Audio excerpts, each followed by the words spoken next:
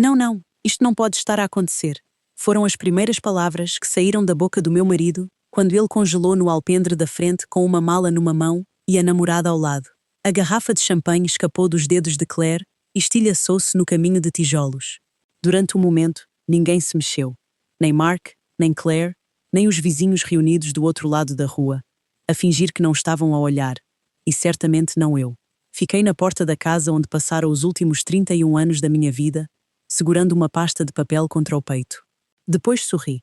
Um sorriso verdadeiro, daqueles que já não usava há muito tempo.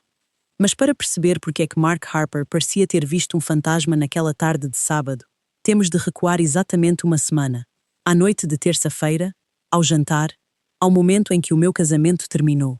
O meu nome é Linda Harper, tenho 58 anos e até à primavera passada acreditava ter uma vida previsível. Morava em Asheville, Carolina do Norte. Tomava café no terraço das traseiras todas as manhãs. Acenava aos mesmos vizinhos. Comprava no mesmo supermercado. E durante 31 anos fui casada com o mesmo homem, ou pelo menos pensei que conhecia o homem com quem estava casada. Aquela terça-feira tinha começado como qualquer outra. Passei a manhã a responder a e-mails do nosso negócio de contabilidade. Mark fundara a empresa anos antes, mas eu tratara dos livros, da agenda de clientes, dos salários e do apoio à preparação de impostos durante quase 2 décadas. As pessoas chamavam-lhe sempre o negócio do Mark. Eu nunca as corrigia. Não me importava com o crédito. Importava-me em manter as coisas a funcionar. Por volta das 5, comecei o jantar.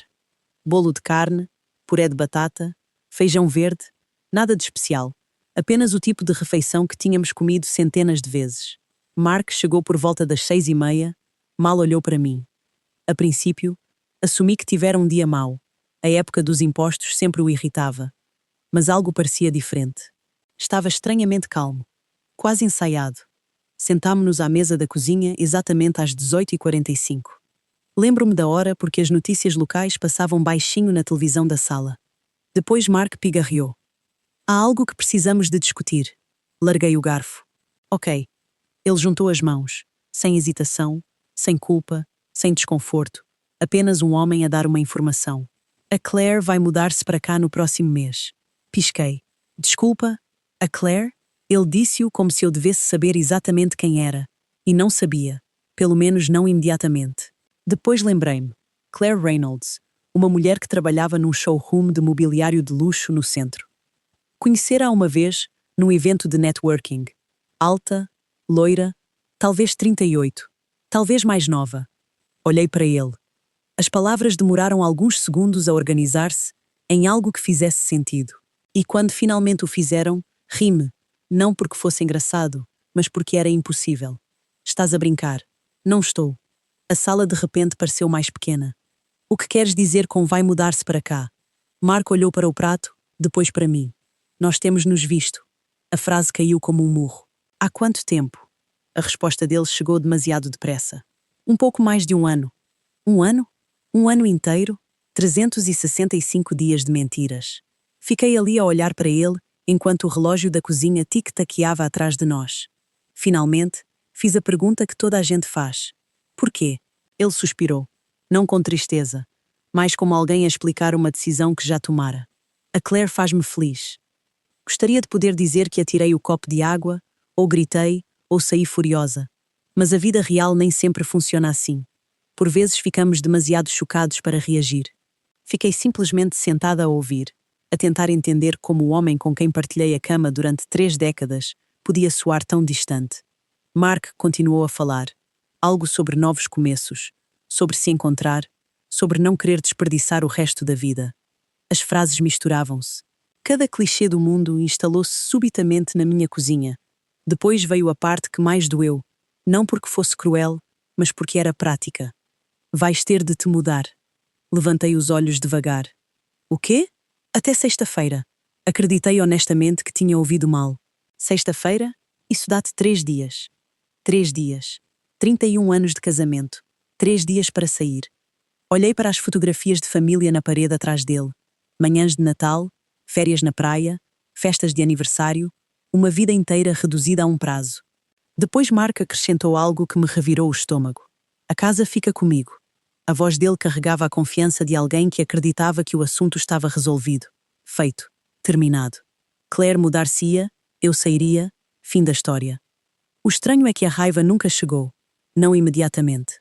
Em vez disso, senti cansaço, um cansaço profundo, como se alguém me tivesse desligado da minha própria vida. E foi então que sorri. Mark pareceu confuso. O quê? Abanei a cabeça. Nada. Estás a aceitar isto melhor do que eu esperava. Isso quase me fez rir. Melhor. Eu estava sentada nas ruínas do meu casamento. Mas lembrei-me de algo que o meu pai costumava dizer. Algo que repetira durante toda a minha infância. Nunca discutas com alguém enquanto essa pessoa está ocupada a cometer um erro.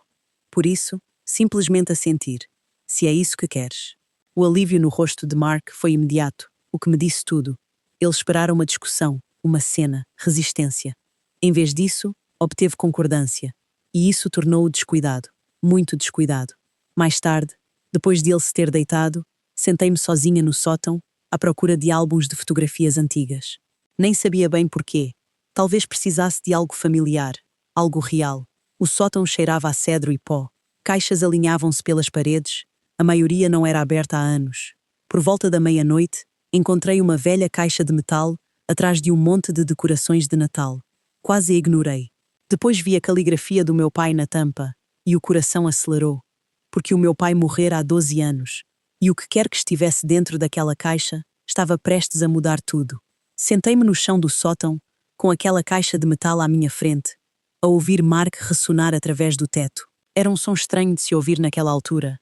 Normal, vulgar, um marido a dormir na sua própria cama. Exceto que o meu marido acabara de me dizer que a namorada se ia mudar para a minha casa e que eu tinha 3 dias para sair. A caixa era cinzenta, riscada nas bordas e mais pesada do que parecia. O meu pai escrevera "Papéis da casa, linda", numa fita adesiva no topo. Passei o polegar sobre a caligrafia. O meu pai, Earl Thompson, fora um homem prático. Guiou a mesma Ford durante 19 anos, guardou todos os recibos numa caixa de sapatos e acreditava que nada de importante devia ser tratado apenas com um aperto de mão. Quando Mark e eu comprámos a casa no início dos anos 90, o pai ajudara-nos com a entrada. Pelo menos foi o que pensei.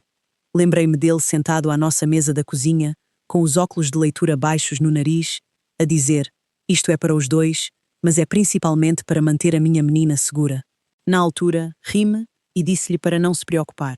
Tinha 37 anos, certa de que percebia de casamento, dinheiro e vida. Aos 58, sentada no sótão às 0h23 da manhã, já não me ria. A caixa não estava fechada à chave. Muito típico do pai. Ele confiava que a caixa estava bem escondida e provavelmente esqueceu-se onde pôs a chave. Lá dentro estavam pastas, papéis amarelados e um envelope velho de um escritório de advogados no centro de Asheville. O nome do advogado era familiar, Peter Winslow, que tratara do plano sucessório dos meus pais anos antes. Abri a primeira pasta. Havia documentos de fecho da compra da casa. Folhei-os, sem perceber o que via. Depois uma frase parou-me a meio. Fundo Familiar Thompson. Lia uma e outra vez. A casa não fora registada diretamente em nome de Mark e de mim. Fora colocada num fundo criado pelo meu pai. As minhas mãos ficaram frias. Continuei a ler, mais devagar desta vez. Havia páginas a descrever a propriedade, a morada, o administrador e os beneficiários. O meu nome aparecia. O de Mark, não. A princípio, pensei que me tinha enganado. Os documentos legais têm uma forma de nos fazer sentir ignorantes. E eu passara 20 anos a ajudar com formulários fiscais. Mas a linguagem dos fundos era outra coisa. Juntei os documentos, guardei-os na caixa e carreguei tudo lá para baixo, o mais silenciosamente possível. Não dormi. Pelas 6 da manhã, estava sentada à mesa da cozinha, com café preto e um bloco de notas. Mark apareceu por volta das 7, com o roupão, ligeiramente irritado por eu já estar acordada. "A fazer as malas?" perguntou. "A começar hoje?" Assentiu como um senhorio a inspecionar um inquilino. "Acho que é melhor." Quis atirar-lhe o café à cara, mas não o fiz. "O que planeias fazer neste fim de semana?" perguntei, mantendo a voz calma. A expressão dele mudou ligeiramente. "Porquê? Preciso de saber quando vais estar aqui. Vou levar a Claire a Charleston. Voltamos no próximo sábado." "Claro que sim. Um fim de semana fora enquanto eu empacotava a minha vida em caixas. Isso dá-te tempo suficiente", acrescentou. Sorri para o meu café. Dá, sim. Depois de ele sair para o escritório, liguei para o número no envelope do antigo escritório de advogados. Estava desligado. Não me surpreendeu. Peter Winslow teria 80 e tal anos se ainda estivesse vivo. Pesquisei online, liguei para 2 escritórios e finalmente soube que a prática fechara 9 anos antes. A recepcionista do último escritório disse que alguns dos seus processos foram transferidos para Anderson e Bell, na College Street. Pelas 10h30, estava no átrio deles com a caixa apertada contra o peito.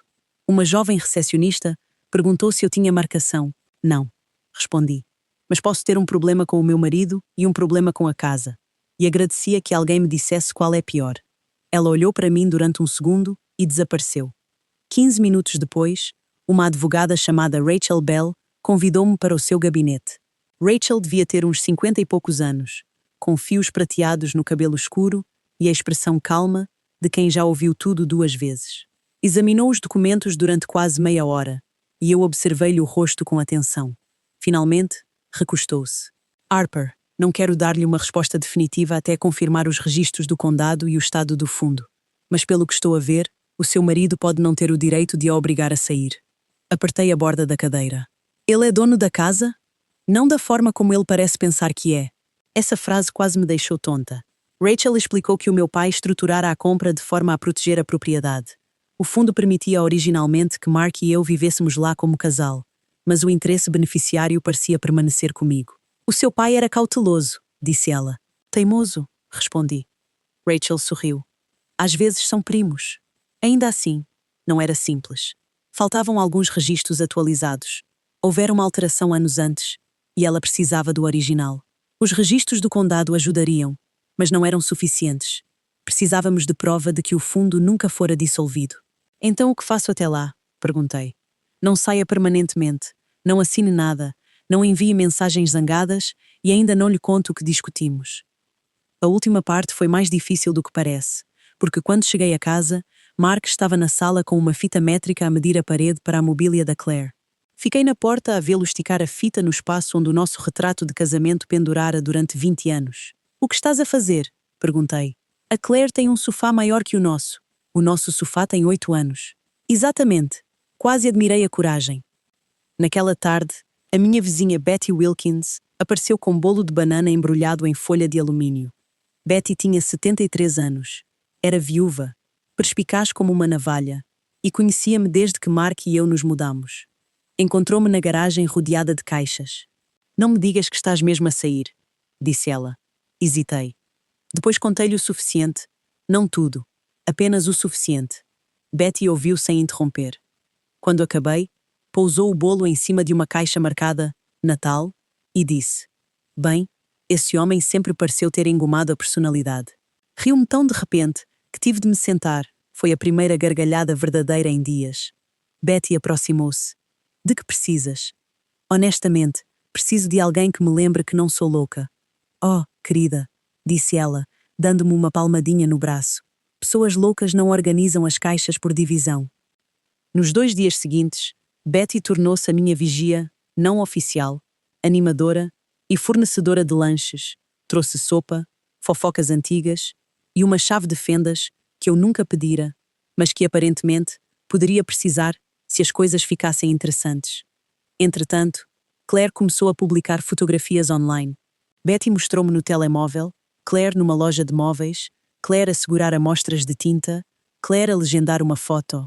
Novos começos merecem espaços bonitos. Olhei para o ecrã com a garganta apertada. Não era apenas traição, era ser apagada enquanto ainda estava ali. Na sexta-feira de manhã, Mark partiu para Charleston com Claire, deixando uma última instrução. Por favor, vai-te embora antes de voltarmos. Assenti, mas não me fui embora. Estava ocupada. Rachel ligou às 15h12. Encontramos a referência do condado. Agora precisamos da alteração original do fundo. Tem alguma ideia de onde o seu pai guardava papéis pessoais mais antigos? Olhei à volta da garagem, caixas por todo o lado, pó, fita adesiva, 31 anos de vida empilhados como provas. Vou encontrá-lo, disse. Procurei até os joelhos doerem. Quase à meia-noite, abri um armário de arquivo dentado que pertencera ao meu pai. Atrás de apólices de seguro antigas e de uma garantia de eletrodomésticos Sears, de 1998, encontrei uma pasta azul. Dentro estava a alteração, assinada, autenticada, válida e escondido atrás dela, algo mais. Um documento de empréstimo comercial que nunca vira. Mark usara ativos da empresa como garantia sem me contar. Sentei-me no chão de cimento da garagem e li até os olhos arderem. A casa não era a única coisa que Mark entendera mal, e quando ele voltasse com Claire, ia aprender isso da pior maneira. Não percebi o peso que carregava até alguém me dizer que eu não estava a imaginar coisas. Essa pessoa foi Rachel Bell. Na segunda-feira de manhã, 3 dias depois de Mark ter ido para Charleston com Claire, sentei-me em frente a ela numa sala de reuniões com vista para o centro de Asheville. As montanhas Blue Ridge eram visíveis através das janelas. Normalmente adorava aquela vista, mas naquela manhã mal a notei. Rachel espalhara documentos sobre a mesa em pilhas organizadas.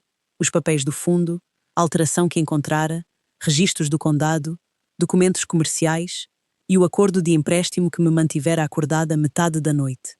Ela tocou primeiro nos papéis do fundo. A questão da casa é, na verdade, a parte mais fácil. Pisquei. Mais fácil? Sim.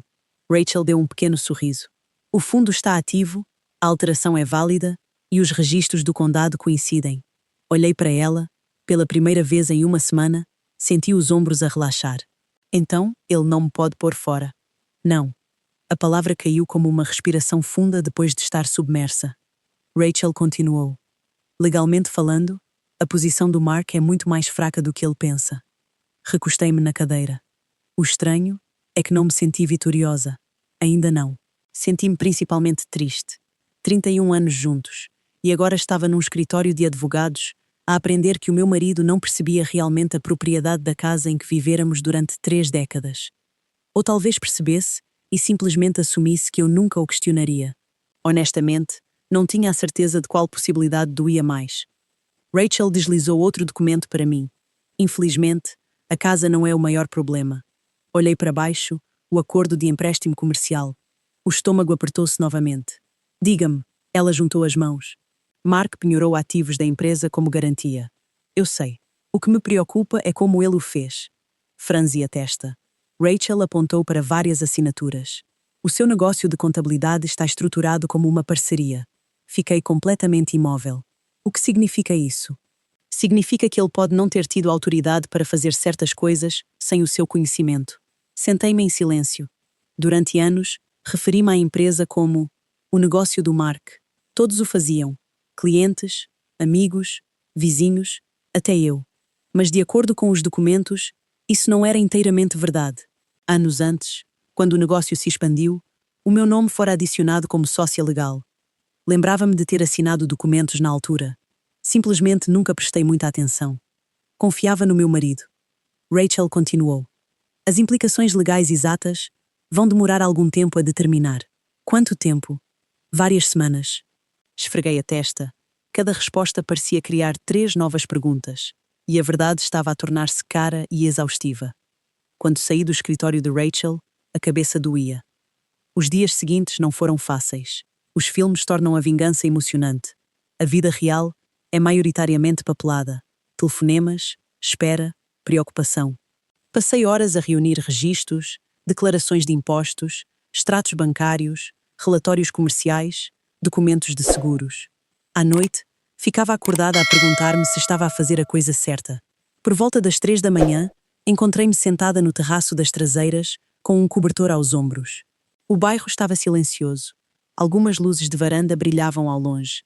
Pensei no meu casamento, no primeiro apartamento que Mark e eu alugámos, nas férias que fizemos, em todos os momentos vulgares que outrora pareceram permanentes. Parte de mim queria simplesmente ir embora, esquecer a casa, esquecer o negócio, esquecer a luta, recomeçar noutro lugar. A ideia parecia tentadora. Depois lembrei-me de algo, não dramático, algo pequeno.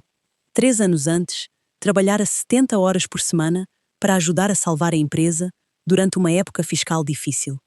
Lembrava-me de ter faltado a encontros de família, cancelado planos, atendido chamadas durante o jantar, mantido tudo à tona. E agora Mark estava a tentar apagar tudo aquilo. Já não era vingança, era respeito próprio. Na quarta-feira à tarde, chegou uma surpresa inesperada. O telefone tocou. Linda, aqui é o Jim Watkins. Sorri imediatamente. Jim era dono de uma empresa de paisagismo e fora cliente de contabilidade durante quase 20 anos. Ajudámo-lo com auditorias, problemas de folha de pagamento e impostos. Jim, como está? Houve uma pausa. Depois ele disse. A Betty contou-me o que aconteceu. Claro que sim. Em retrospectiva, esperar que Betty guardasse segredo era otimista. Percebo. Ouça, disse Jim. Você ajudou o meu negócio a sobreviver em 2012. Não se esqueça disso. Não tinha a certeza do que ele queria dizer, até que ele acrescentou. Se precisar de referências, registros ou alguém que lembre as pessoas quem realmente dirigia aquele escritório, ligue-me. Sentei-me em silêncio com lágrimas inesperadas nos olhos. Obrigada. Na semana seguinte, conversas semelhantes repetiram-se. Antigos clientes ligaram, amigos visitaram, até um banqueiro reformado chamado Harold Franklin se ofereceu para rever alguns dos registros comerciais. Acontece que o meu pai não fora a única pessoa que passara anos a observar silenciosamente. As pessoas repararam mais do que eu imaginara. Entretanto, Mark parecia completamente alheio à tempestade que se formava à sua volta. Na verdade, alheio não é a palavra certa. Sobreconfiante é melhor. Betty fornecia atualizações regulares. Adivinha quem encomendou mobiliário de exterior personalizado? Suspirei. Mark e Claire. No dia seguinte, adivinha quem marcou uma festa de inauguração? Por favor, não me digas. Mark. Aparentemente, ele planeava organizar uma celebração no fim de semana seguinte ao regresso de Charleston. Vizinhos, contactos de negócios, amigos, todos convidados. O convite descrevia-o como uma reunião de novo capítulo. Betty quase se engasgou a rir quando leu em voz alta. Gostaria de ter achado graça. Principalmente, achei insultuoso. Um casamento terminara, uma vida fora desmantelada, e de alguma forma tornou-se uma festa temática. Na quinta-feira de manhã, Rachel ligou. A voz soava diferente, entusiasmada. Linda, recebemos a confirmação final. Sentei-me direita. O fundo? Sim. Prendi a respiração. O fundo continua plenamente aplicável. Durante vários segundos, não consegui falar. Rachel continuou. E há mais. O estômago apertou-se. Os documentos comerciais apoiam as nossas preocupações. Fechei os olhos. Então o que acontece agora? Houve uma breve pausa. Depois Rachel disse algo inesperado. Esperamos. Franzi a testa. Esperar? Mark está prestes a cometer um erro muito público. Não tinha a certeza se gostava daquilo. Rachel sentiu a minha hesitação. Não tem de o humilhar. Ainda bem. Mas a verdade precisa de vir ao de cima. Essa parte eu entendia. Na tarde seguinte, Rachel e eu encontrámo-nos novamente. Ela delineou um plano. Um plano legal, cuidadoso, documentado, completamente dentro da lei. Sem truques, sem esquemas, apenas factos. No entanto, quanto mais ela explicava, mais nervosa eu ficava, porque isto não estava a acontecer num tribunal. Estava a acontecer em casa. A casa que Mark acreditava pertencer-lhe. A casa que planeava partilhar com Claire. A casa onde tencionava organizar a sua celebração. E, de acordo com Rachel, íamos deixá-lo caminhar diretamente para as consequências. Olhei para os papéis à minha frente com as mãos a tremer ligeiramente, não de medo, mas da percepção de que, depois de anos a tomar decisões em conjunto, finalmente estava a tomar uma sozinha. Rachel olhou para mim. Ainda pode desistir. Pensei nisso.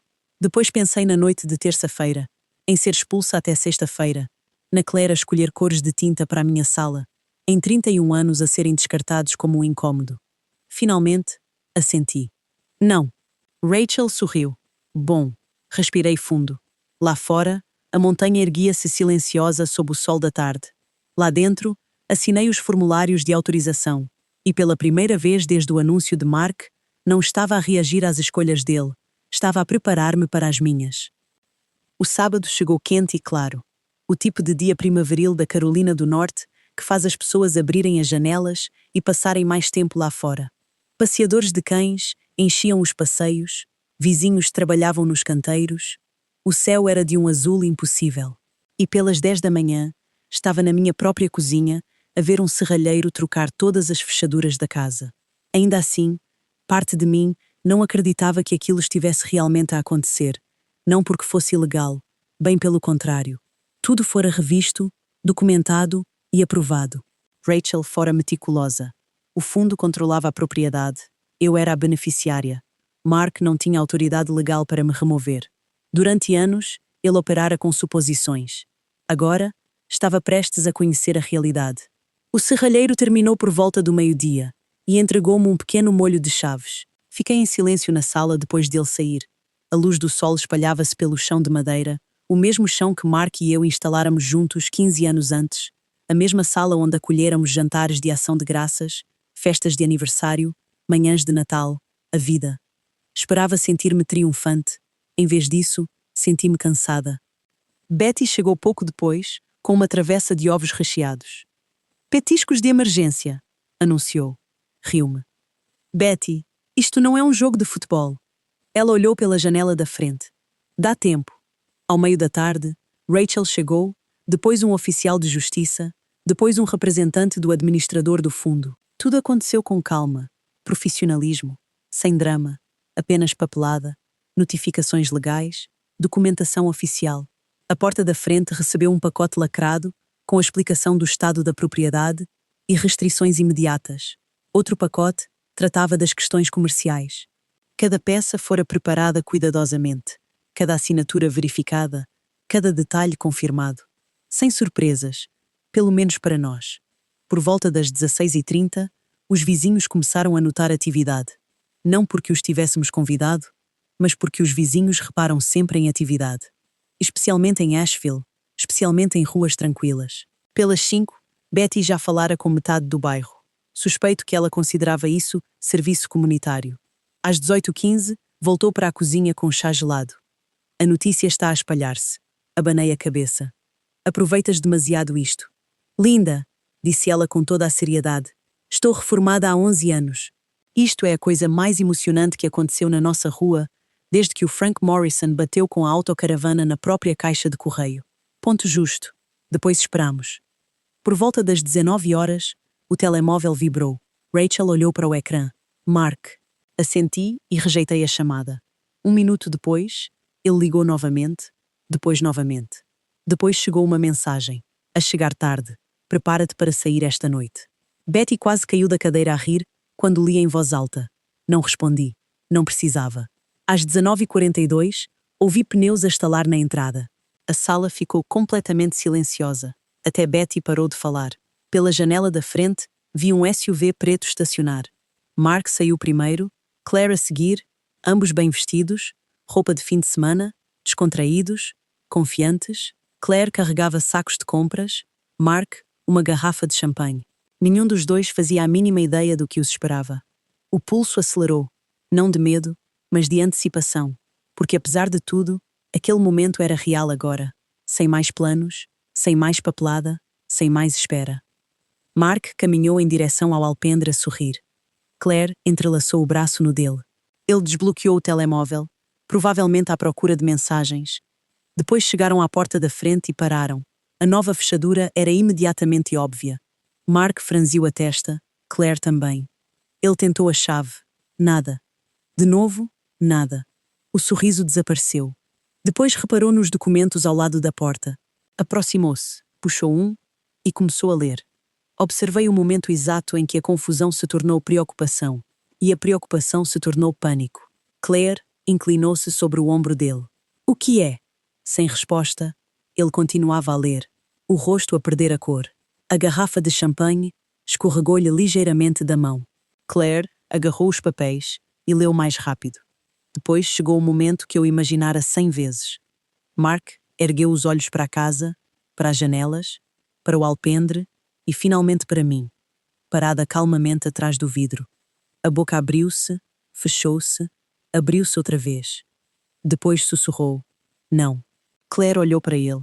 Não. Mais alto desta vez. Depois. Não, não. Isto não pode estar a acontecer. As palavras exatas do início desta história. A garrafa de champanhe caiu. Vidro estilhaçou-se pelo alpendre. Nenhum dos dois reparou. Mark correu para a porta, puxou o puxador, fechada outra vez. Betty inclinou-se para mim. Acho que ele está a testar se a realidade mudou nos últimos 3 segundos. Quase me engasguei a tentar não rir. Lá fora, vários vizinhos tinham se aproximado. Pura coincidência, claro. Mark bateu na porta.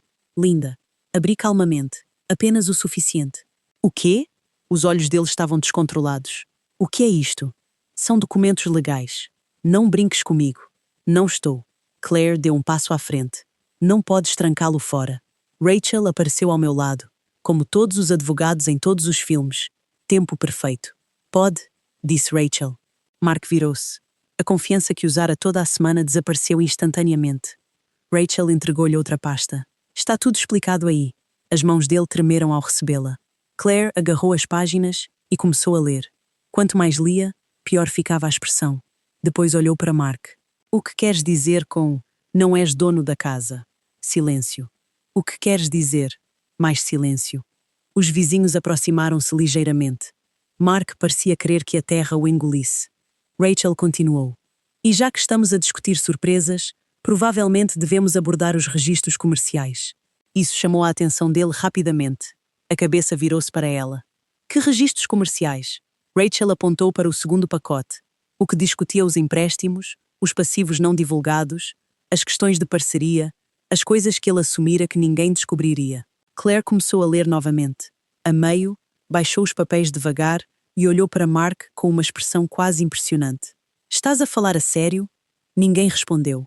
Claire riu uma vez, uma risada curta, incrédula. Depois entregou-lhe a papelada. Disseste-me uma coisa muito diferente. Claire. Não. Ela recuou. Disseste que esta casa era tua. Deixa-me explicar. Disseste que o negócio era teu. Mais vizinhos apareceram. A esta altura, esconder-se teria exigido uma bomba de fumo. Claire olhou em volta, depois para Mark. Depois fez algo que ninguém esperava. Entrou no SUV sozinha e foi-se embora, deixando-o ali com documentos legais, coberto de humilhação, rodeado de testemunhas. Quase senti pena dele. Quase. Quando a noite caiu sobre as montanhas, Mark permaneceu congelado no alpendre. O homem que me expulsara até sexta-feira já não tinha para onde ir. E 3 dias depois, ele ligou a pedir uma última reunião. 3 dias após o desastre no alpendre, Mark ligou. Deixei tocar 2 vezes antes de atender. Não para o castigar, mas porque precisava de um segundo para me preparar. Olá! A voz dele soava imediatamente diferente. A confiança desaparecera. A certeza desaparecera. O homem que se sentara em frente a mim ao jantar, para me informar casualmente que a minha substituta se ia mudar para casa já não existia. O que restava soava cansado, velho, humano, linda. Gostava de conversar. Olhei pela janela da cozinha para as montanhas. As dogwood estavam a florir, a primavera avançava, quer estivéssemos prontos ou não. Sobre o quê? Um longo silêncio. Tudo. Não tinha a certeza se queria aquela conversa. Parte de mim queria manter a porta fechada para sempre. Outra parte queria respostas, não legais, mas pessoais, daquelas que nos fazem pensar durante anos. Por isso, concordámos em encontrar-nos. Não na casa, não no escritório de advogados, num pequeno café no centro. O tipo de sítio onde casais reformados demoram com muffins e turistas pedem direções. Quinta-feira de manhã, 10 horas. Cheguei primeiro. Hábito antigo. Mark chegou 5 minutos depois e, por um momento, mal o reconheci. Não fisicamente, emocionalmente.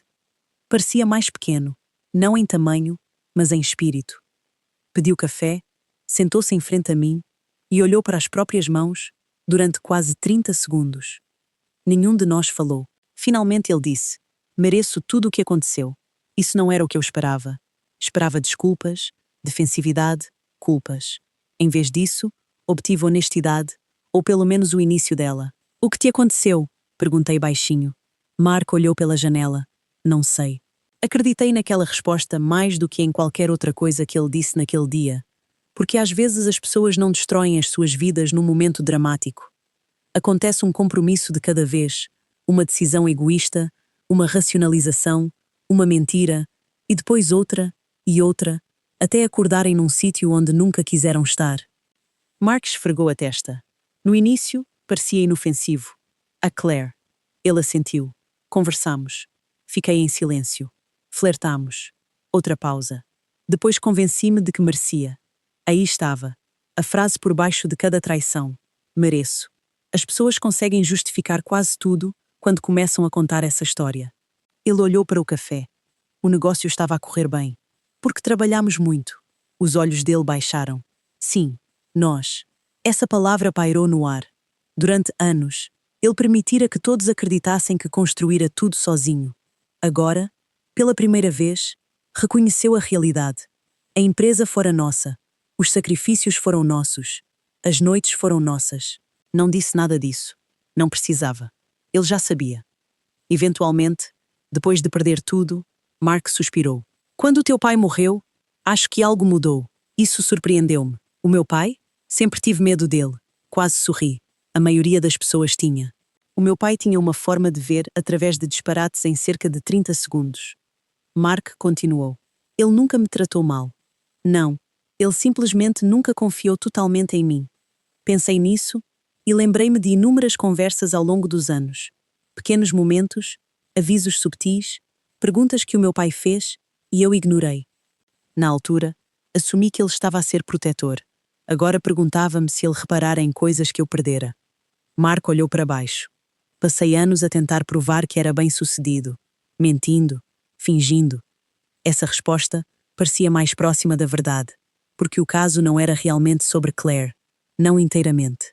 Claire era mais jovem, admiradora, excitante, mas por baixo de tudo isso, suspeito que Mark perseguia uma versão de si mesmo que pensava ter perdido.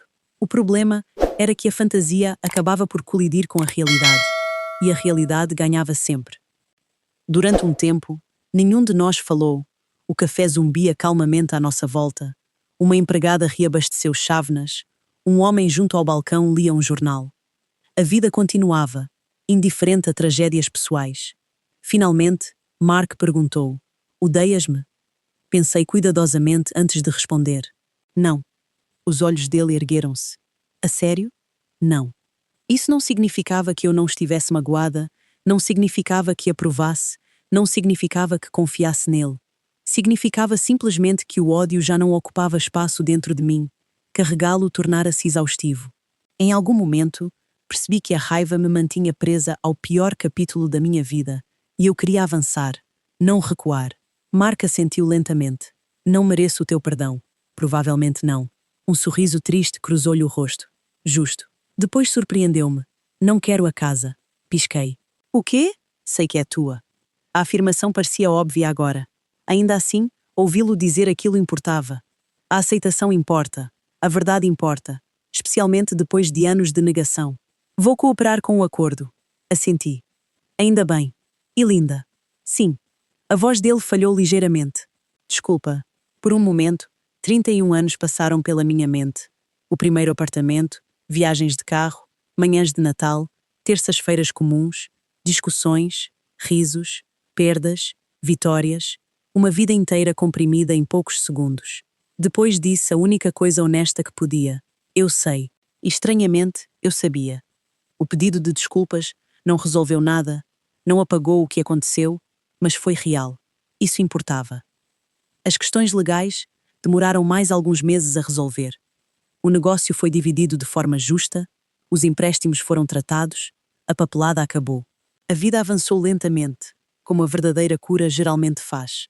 Hoje, quase 3 anos depois, estou sentada no mesmo terraço onde chorei às 3 da manhã a perguntar-me se a minha vida tinha acabado. Não tinha. Se alguma coisa, estava a recomeçar. A casa continua na família. O jardim está a prosperar. Betty ainda aparece sem aviso com comida que ninguém pediu.